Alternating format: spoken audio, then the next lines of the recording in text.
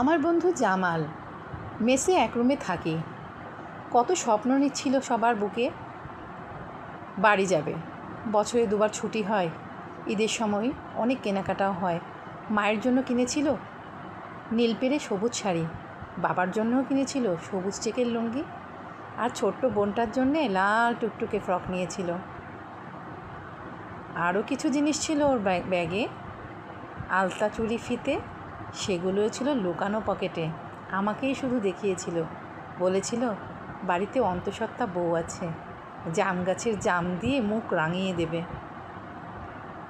আরও বলেছিল অনেক না বলা কথা, আমার সঙ্গে ভাগাভাগি করেছিল, আমিও করেছিলাম হয়তোবা। জানি না এই স্বপ্নই রয়ে যাবে বা দুঃস্বপ্ন হয়ে দেখা দিবে। বাড়ি ফেরা হলো না জামালের। সড়ক দুর্ঘটনায় চলে গেল তার প্রাণ।